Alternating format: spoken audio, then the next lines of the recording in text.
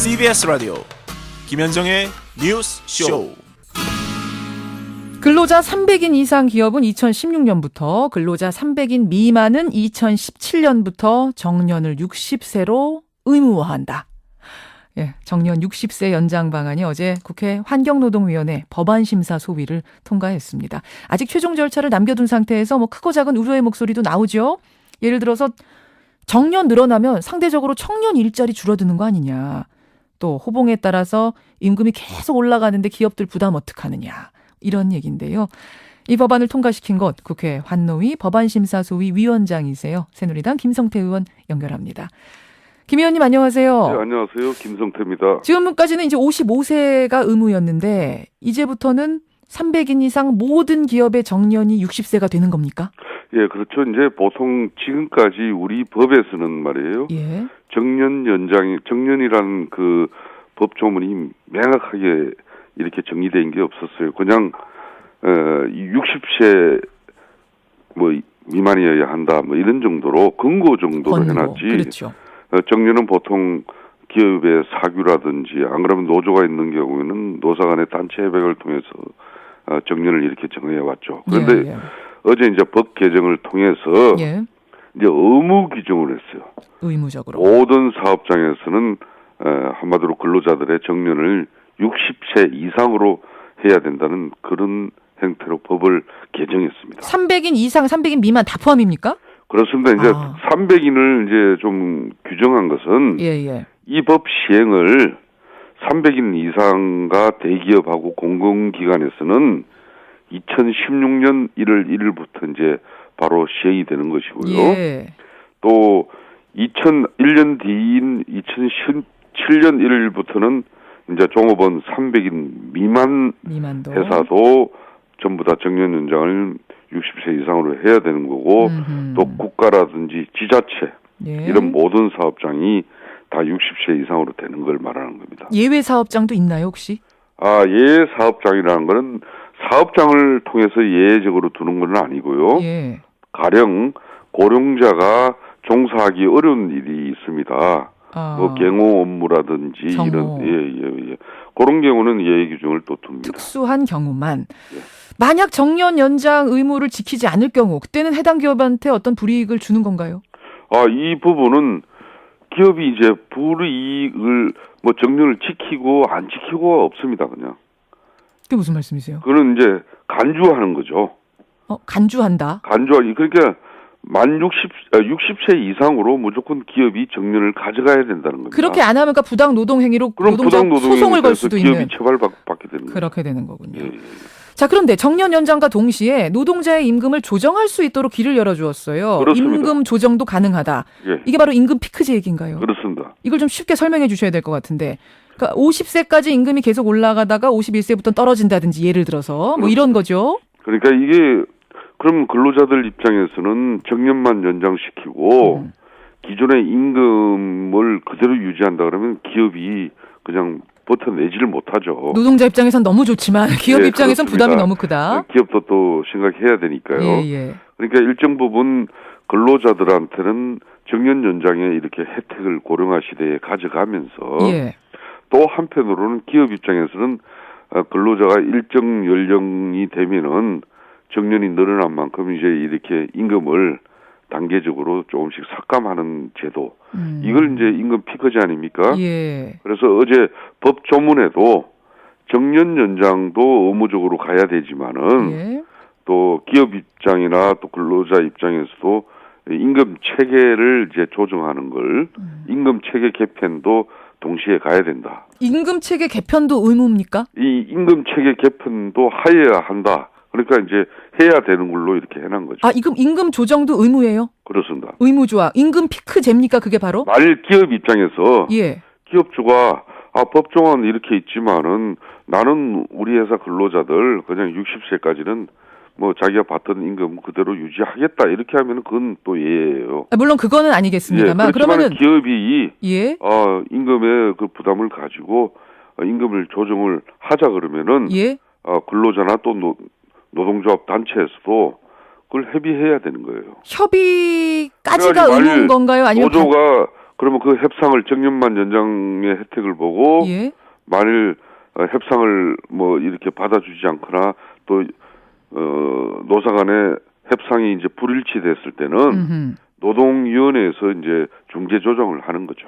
아, 그러니까 노동자 측, 회사 측에서 임금 피크제 협상하자라고 제시하면 노동자 측이 반드시 그 협상을 받아야 되는 것까지가 의무군요. 예, 받아요. 말 안 받으면은 노동위원회에서 중재 조정을 해버리는 거죠. 아, 그 내용 언제부터 피크로 정해서 임금을 깎아내릴 것인가 이 부분은 이제 두 노사 간의 협상을 해서 정해라. 그렇습니다. 사업장의 여건에 따라 가지고 예. 노사 간에 체결하든지 그렇지 않으면 노조가 없는 데는 근로자 대표가 이렇게 체결하게 되겠죠. 노조가 없는 경우엔 근로자 대표가. 만약 노사 간의 협상을 지리하게 계속 하다가도 이 갈등 해결이 안 돼서 결렬이 됐을 경우에는 어떤 공권력이라든지 정부가 그러니까 노동위원회의 조정을 적극적으로 활용하자는 쪽으로 정리가 됐습니다. 노동위원회요. 노사 간의 임금 체계 개편이라 이런 내용들은 근로조건 변경이지 않습니까? 예. 그렇기 때문에 이런 교섭이 결렬된 경우에는 예. 그 사업이나 사업장에 근로자 과반수 이상의 노동조합이 있는 경우면은 노든 사든 어느 한쪽이 일방적으로 예. 이걸 노동위원회 조정 신청을 요구를 하면은 노동위원회는 이제 조정 서비스를 바로 제공하는 노동위원회에서도 조정 안 될 수도 있지 않나요? 아니 그런 노동위원회는 공익위원회이기 때문에 예. 예. 거기서도 안 될 경우에 거기도 어차피 권고인데 안 될 경우에는 그러면 아닙니다. 노동위원회는 이제 그런 중재 조정에 대한 결과를 내게 되는 것이죠. 강제권을 가지고 있습니까? 예, 이제 앞으로 그렇게 갑니다. 앞으로 그렇게 간다는 거는 법을 일부 보완하기입니다. 아, 법을 보완해서라도 이건 강제적인 조치로 결국 결론이 나게끔 할 것이다. 예, 그렇습니다. 그렇군요.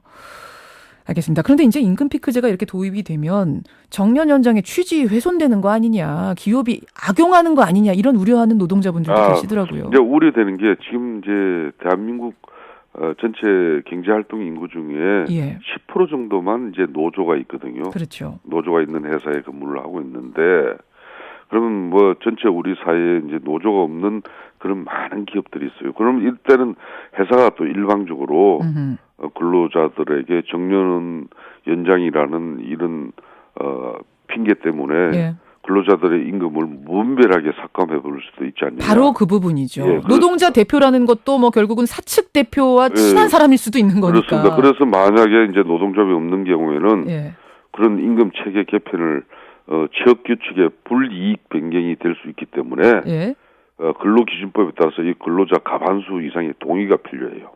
아, 기업이 일방적으로 투표를 하는군요. 투표를. 예, 노동조합이 없더라도 그 회사의 근로자 전체의 과반수 이상의 동의를 가져야 돼요.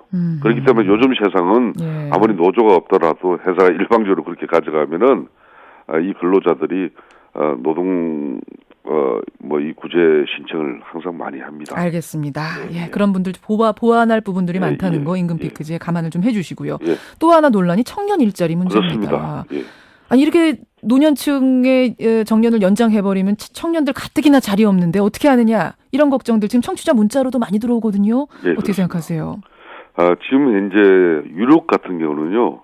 지난 90년대에 이 청년 일자리를 늘리기 위해서 기업이 정년을 연장하거나 정년을 이렇게 유지하는 법안을 없애버렸어요. 아하.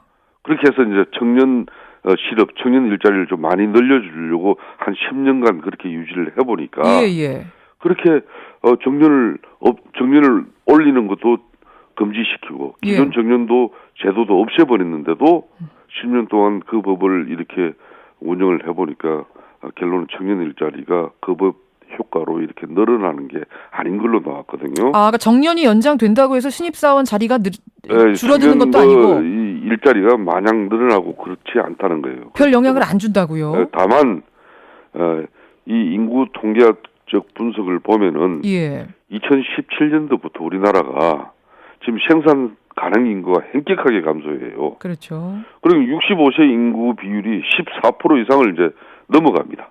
말 그대로 고령화 사회가 돼버리는 거예요.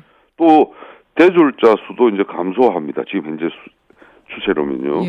그러니까 수요 대비 노동 공급은 2018년 이후에는 절대적으로 부족하게 될 걸로 지금 보고 있습니다. 많은 연구 자료가. 그러니까 기업에서도 단기적인 임금 부담을 느낄 수 있지만은 갤로는 숙련된 장기 건속자의 이 정년 연장을 통해서 갤로는 기업의 생산성이 제고될 수 있는 측면이 있고 또 청년 입장에서는 이 임금 피크라든지 임금 조정을 통해서 그러면은 가령 뭐 100을 받던 근로자가 예. 임금 피크를 통해서 한 30 정도가 빠지고 70%를 받게 되면은 그 30%의 갭이 있지 않습니까? 예. 그걸로 가지고 또 신입 사원 채용에 기업이 여지를 가져가는 거죠. 기업들이 그 잘해야 되는 건데. 예, 그래서 지금 그 부분이 중요하네요. 예, 그래서 왜 2016년이나 2017년이냐 예.